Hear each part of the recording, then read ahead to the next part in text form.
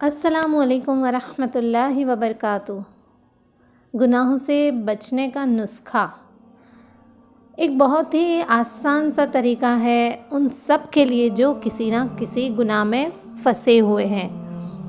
مطلب کہ کوئی بھی گناہ ان کی عادت سی بن گئی ہے، پھر چاہے وہ بڑا ہو یا چھوٹا۔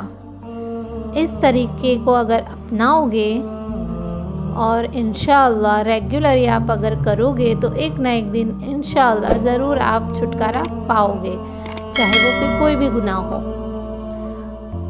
ایک نیک انسان نے اپنے ایک دوست کی سٹوری بتائی ہے کہ میرا دوست عورتوں کو بڑی عجیب اور بری نظر سے دیکھتا تھا۔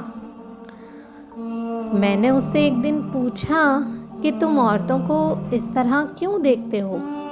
تو وہ کہنے لگا، نہیں میں کہاں دیکھتا ہوں۔ میں نے کہا، مجھ سے مذاق مت کرو، مجھے پتہ ہے تم بد نظری کا شکار ہو، لیکن یہ بتاؤ تمہیں اس کا علاج چاہیے یا نہیں؟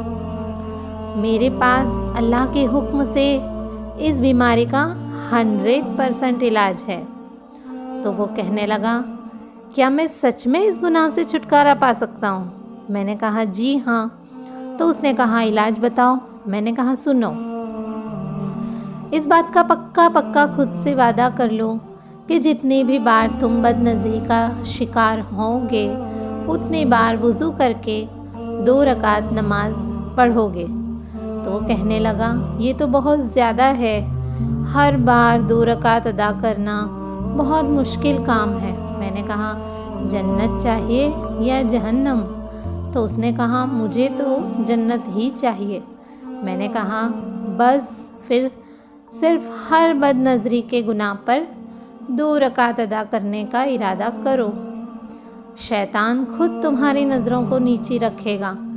صرف ہر بار 2 رکعت پڑھنے پر شیطان تمہاری بد نظری کو نہیں ابھارے گا، کیونکہ اس کے نزدیک اللہ کو سجدہ کرنا بد نظری سے کہیں زیادہ بھاری ہے۔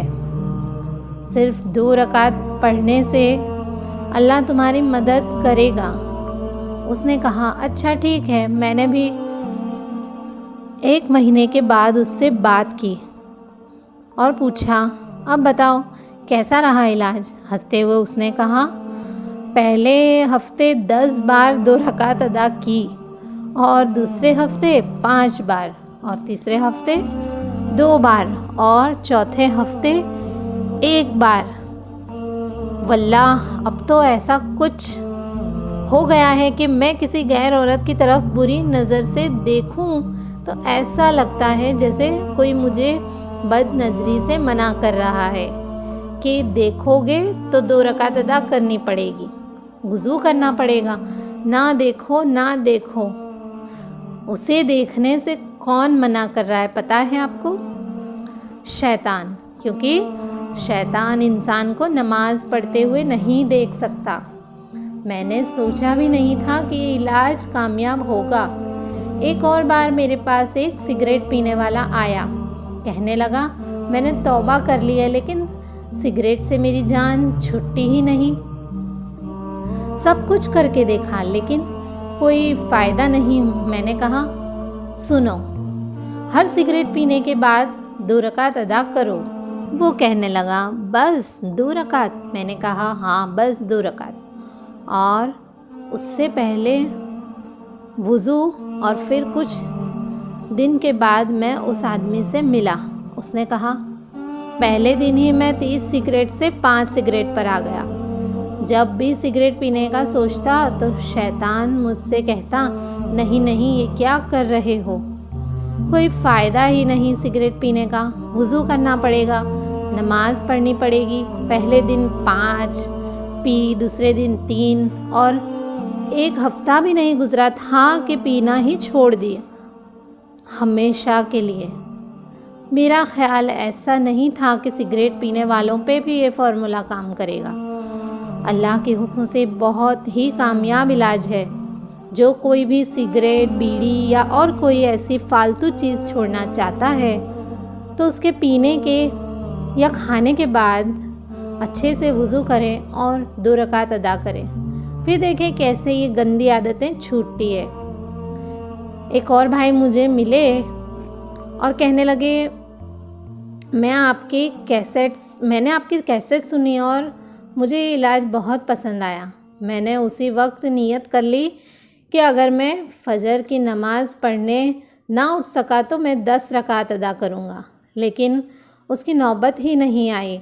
میں اب 1 سال سے فجر کی اذان سے 10 منٹ پہلے ہی مسجد میں ہوتا ہوں۔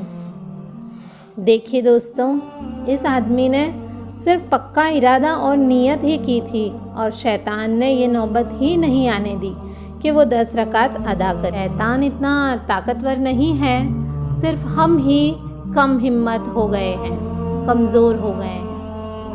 ہم صرف اپنی بیماری میں سسکتے ہیں اور شور مچاتے ہیں۔ علاج کا نہ ہی ہم سوچتے ہیں اور نہ ہی ہم کرتے ہیں۔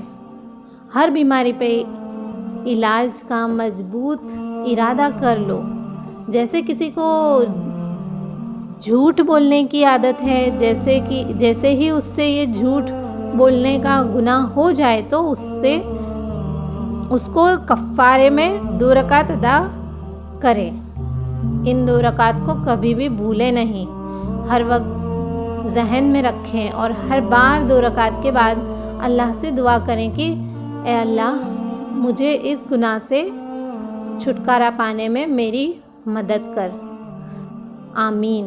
السلام علیکم ورحمۃ اللہ وبرکاتہ۔